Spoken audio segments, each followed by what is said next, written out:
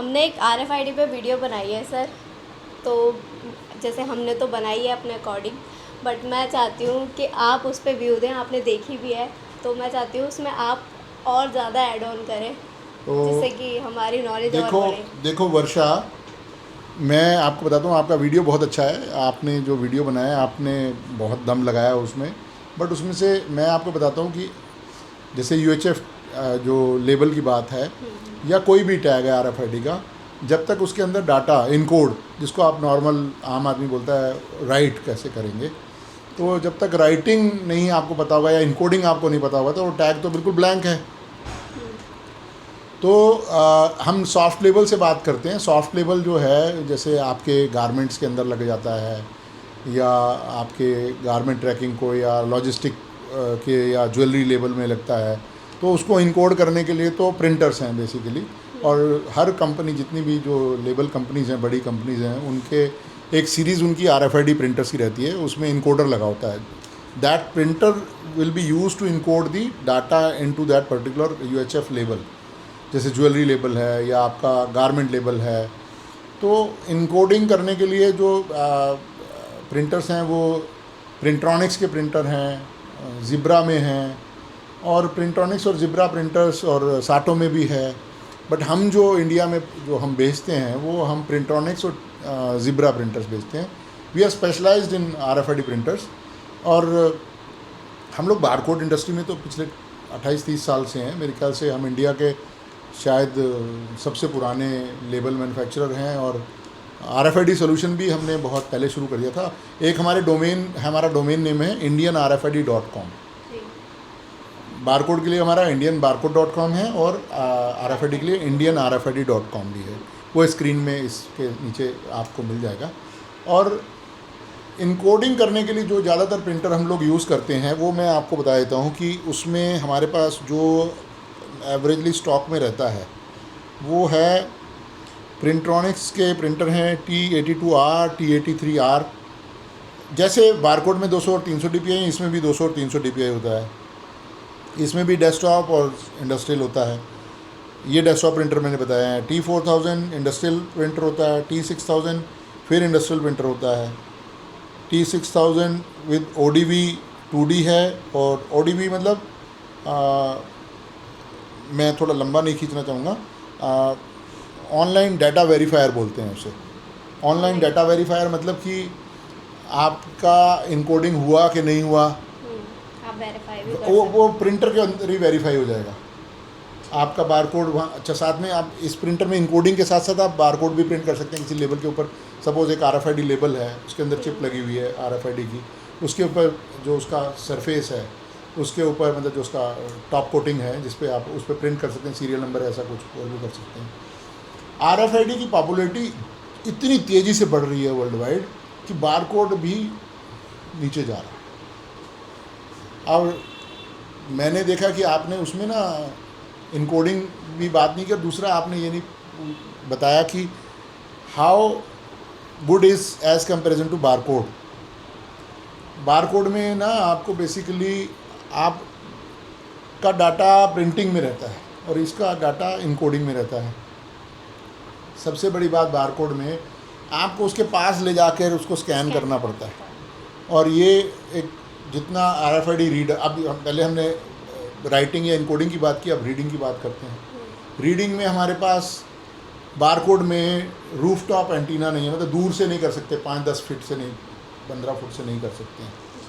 QR code और 2D में अब हो गया है, उसमें थोड़ा सा चेंजेस हो गए हैं, मतलब you can scan from 4, 5, 6 feets also.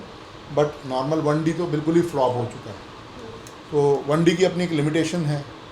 और सबसे बड़ी बात, तो 1D के लिए आपको पैसे देने पड़ते हैं। अगर 1D बारकोड रजिस्ट्रेशन कराना, GS1, मतलब बेकार में आप you are wasting your money. GS1 जैसी जो कंपनीज़ हैं वर्ल्ड वाइड, अमेरिकन कंपनीज हैं, they are just sucking the blood basically. और इनफैक्ट हम we are partner to GS1, but कोई यूज़ नहीं है उसका। अगर किसी को भी अगर लॉजिस्टिक वगैरह में यूज़ करना है तो अपना 2D बारकोड कोई भी लेकर उसको यूज़ कर सकता है।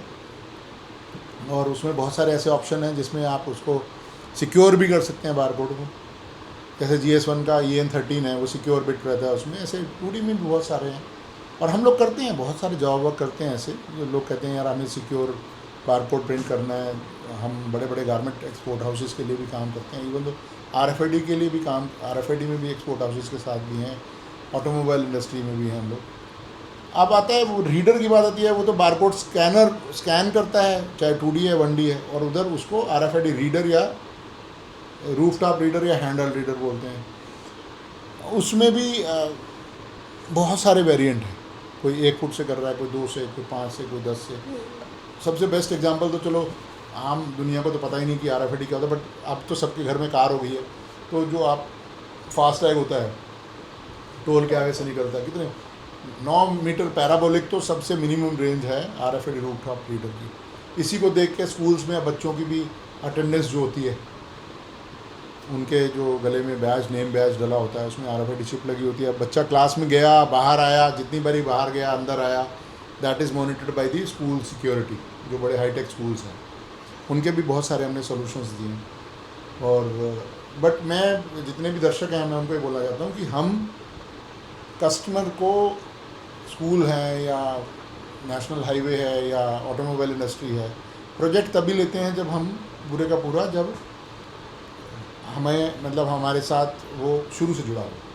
बीच में अदरवाइज़ क्या होता है, स्कूल में कोई सॉफ्टवेयर कोई और दे रहा है, वो कहता है भाई मुझे ट्रंकी प्रोजेक्ट करना है, तो हम उसे हार्डवेयर देते हैं, या स्कूल के as a consultant, school can hire us as a consultant. वो हमारे रेवेन्यू का मेजर चंक भी है।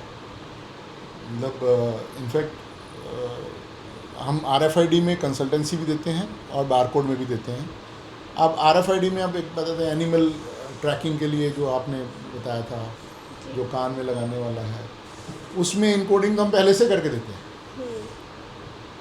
और that can be tracked by the, जो लोग उसको पशु को पाल रहे हैं उनके लिए अच्छा है वो। और MCD वगैरह, कई MCDs ऐसी हैं जिनके लिए हमने काम किया है।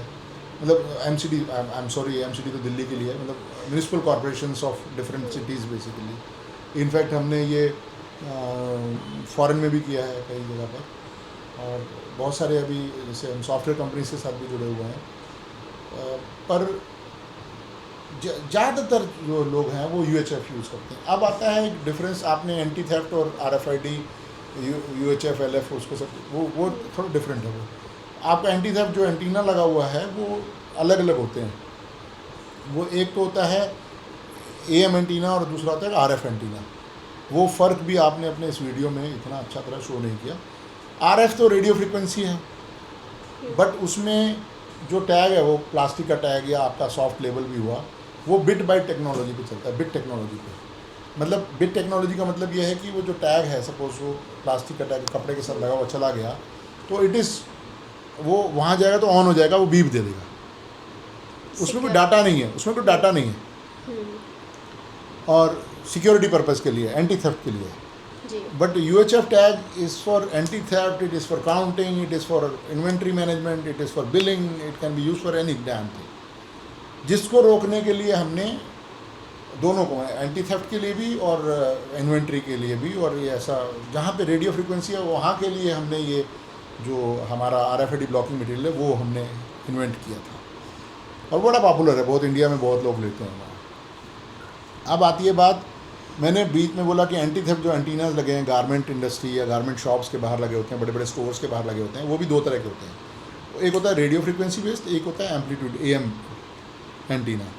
AM एंटीना और RF में फ़र्क क्या है? RF जो है वो क्लॉथिंग या किसी के साथ लगाओ तो ईजिली, मतलब इट कैन वर्क बेसिकली।